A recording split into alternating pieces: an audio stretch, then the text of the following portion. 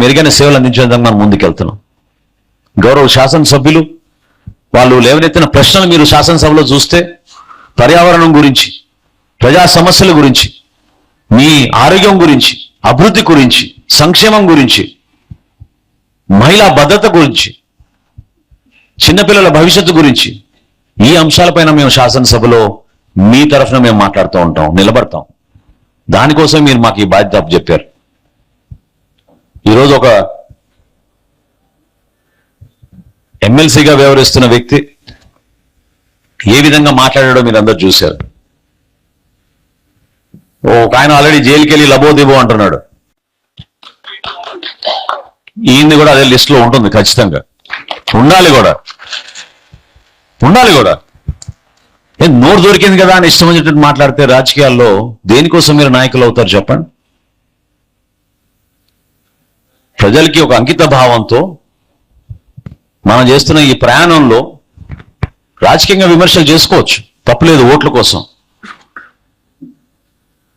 ఎప్పుడైనా మీరు పవన్ కళ్యాణ్ గారు మీరు నన్ను గెలిపిస్తేనే నేను ఈ పని చేసి పెడతాను ఎప్పుడైనా అన్నారా చెప్పండి?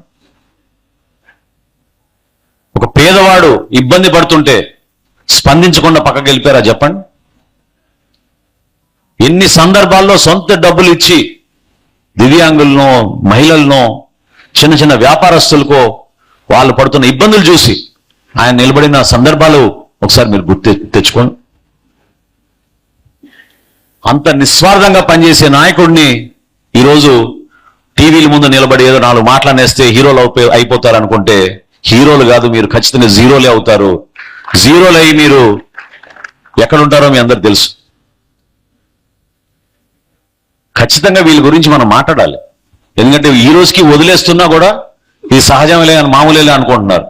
ప్రభుత్వం మారినాక కూడా ఇంత ధైర్యంగా వాళ్ళు మాట్లాడుతున్నారంటే నిలబడాల్సింది మన జన సైనికులు, మన వీర మహిళలు.